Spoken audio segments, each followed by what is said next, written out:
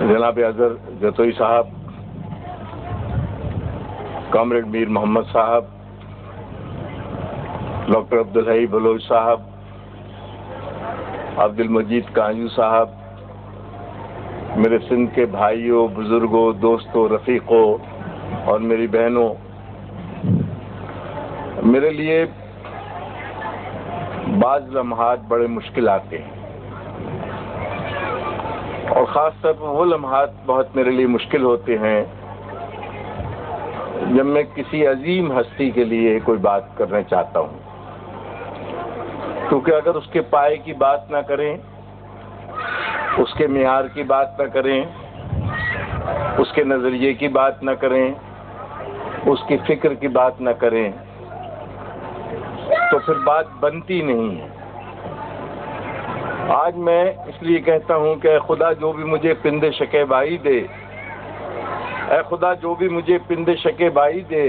اس کی آنکھوں کو میرے درد کی گہرائی دے، اور یہ دہن زخم کی صورت ہے میرے چہرے پر، یہ دہن زخم کی صورت ہے میرے چہرے پر، یا میرے دہن کو بھر یا مجھے گویائی دے۔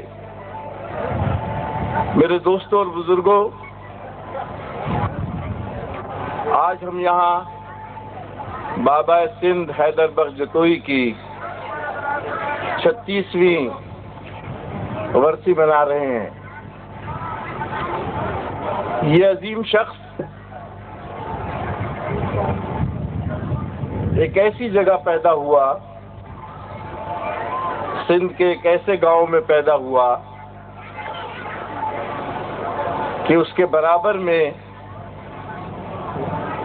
موہنجو ڈاڑو ہے، جو سندھ کی سب سے پرانی تہذیب، سب سے پرانی تمدن کا گہوارہ کہلاتا ہے۔ ہزاروں سال پرانی تہذیب، 5000 سال پرانی تہذیب کا گہوارہ۔ دیکھنا ہے کہ یہ شخص اپنی زندگی میں، جس کو آج ہم خراج تحسین پیش کر رہے ہیں، اس نے سندھ کی تہذیب میں اضافہ کیا ہے یا کمی کی ہے۔ دیکھنا یہ ہے کہ اس عظیم شخص نے سندھ کے جو سورما گزرے ہیں، صوفیہ کی طرح، ہوش محمد کمبرانی کی طرح، ہیمو کلانی کی طرح، دولہ دریا خان کی طرح اور شاہ عنایت کی طرح، ان ناموں میں اس نے کوئی اضافہ کیا ہے یا اس میں کوئی کمی کی ہے۔ آج جب میں بابا سندھ حیدر بخش جتوئی کو ٹریبیوٹ پیش کر رہا ہوں، تو میں بڑے فخر سے کہتا ہوں کہ میں ایک ایسے شخص کو ٹریبیوٹ پیش کر رہا ہوں جس نے سندھ کے جو ماہتاب ہیں، جو چاند و تارے ہیں، ان میں ایک نئے نام کا اضافہ کیا، اور وہ نام ہے حیدر بخش جتوئی کا۔ شاہ عبداللطیف بھٹائی نے کہا تھا کہ مانو سب نہ سونا، مانو سب نہ سونا، پکھی سب نہ ہنج، کہہ کہ مانو منج اچے بو بہار جی۔ اور یہ کانجو صحیح کہہ رہا ہے کہ یہ بہاروں کی خوشبو ہم پسماندہ لوگوں کو، ہم دہقانوں کو، ہم کسانوں کو، ہم محنت کرنے والے مزدوروں کو، ہم درمیانہ طبقے کے لوگوں کو، ہم نچلے درمیانہ طبقے کے لوگوں کو، ہم ریڑھی والوں کو، ہم پھیری والوں کو، ہم کلرکوں کو، ہم بابوؤں کو، ہم چپراسیوں کو، ہم دھوبی، بھنگی، بھنگی، بھشتیوں کو، یہ بہاروں کی خوشبو کہاں سے آتی ہے؟ یہ بہاروں کی خوشبو اس لیے آتی ہے کہ وہ اپنی ذات میں، اپنے نظریے میں، اپنی فکر میں ایک زبردست سامراج دشمن شخصیت تھی، اور اس کی سامراجیت کے انگنت مفہوم تھے، کئی کہانیاں تھیں، کئی رنگ تھے، کئی روپ تھے، کئی شکلیں تھیں۔ یہی شکل نہیں تھی کہ وہ سامراج برطانوی استعمار کا دشمن تھا، یہ بھی روپ تھا کہ وہ برطانوی راج کے قائم کردہ جاگیردارانہ نظام کا دشمن اول تھا پاکستان میں، اور ہم یہ ٹریبیوٹ سے پیش کرتے ہیں۔ وہ برطانوی راج کی جو پالیسی تھی، کنسنٹریشن آف پاور، اقتدار پر قبضہ رکھو، اقتدار میں مرکزیت قائم کرو، اقتدار میں لوگوں کے حقوق چھین لو، اقتدار میں غلامی کو رائج کرو، اقتدار میں محکومی کو رائج کرو، اقتدار میں بھوک اور افلاس کو رائج کرو۔ وہ اپنی زندگی میں اگر کبھی کوئی شخص کا نام ہمارے ذہن میں آتا ہے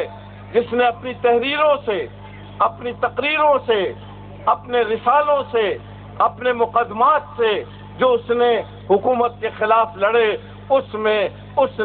1 یونٹ آف پیرٹی کے سسٹم کو قبول نہیں کیا تھا، اور اس نے کہا تھا 1 یونٹ پہ لعنت لعنت لعنت لعنت لعنت۔ اس لیے آج حیدر بخش جتوئی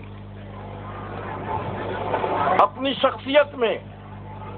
ہمہ جہت شخصیت ہے۔ صرف اتنا نہیں ہے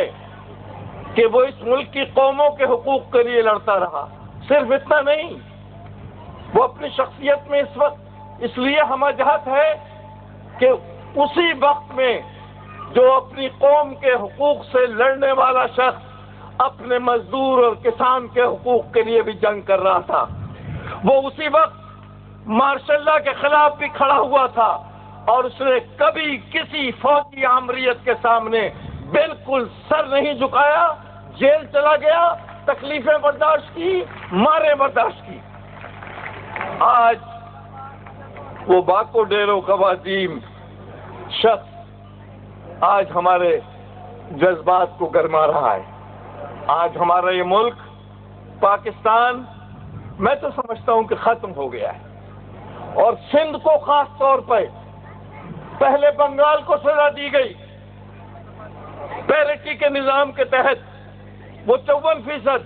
ہم 46%، ان پر پیرٹی کا سسٹم نافذ کیا گیا،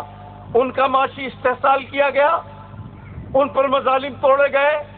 انہیں گالیاں بکی گئیں کہ سارا بنگالی ہندو کا ایجنٹ، بنیے کا ایجنٹ۔ اور جب وہ جیت گئے الیکشن، انتخاب میں جیت کر آئے، تو بجائے اس کے کہ ہمارے حکمراں، ہمارے فوجی انہیں ٹرانسفر آف پاور کرتے، ہمارے فوجیوں نے ان پر فوج کشی کی اور سارا پاکستان کو دولخت کر دیا۔ انہوں نے پہلی سزا پاکستان بنانے کی بنگال کے لوگوں کو دی گئی۔ اور آج ایسا لگتا ہے مجھے، میں سندھ کی سرزمین پر کھڑا ہوں اور میں بڑے دکھ کے ساتھ کراچی سے آیا ہوں کہ میرا دل ایک پتے کی طرح کانپتا ہے کہ سندھ جس کے ہم پر اتنے احسان ہیں، میں قومی طور پر مکڑ نہیں، مہاجر نہیں، اول بھی سندھی تھا، آخر بھی سندھی ہوں، مرتے وقت سے سندھی رہوں گا۔ لیکن اور مجھے یہاں آپ کی تصدیق نہیں لینا ہے، مجھے تصدیق لینا ہے وہ اپنے ضمیر کی آواز کی تصدیق لینا ہے کہ میرا ضمیر مجھے سندھی کہتا ہے کہ نہیں کہتا ہے۔ لیکن میں کہتا ہوں ہم پر احسان ہی احسان آئے تو ہمیں سندھ کے اندر مہاجر بن کے آئے، سندھیوں نے ہمیں گلے لگایا، ہمیں کسی اور نے گلے نہیں لگایا، سندھیوں نے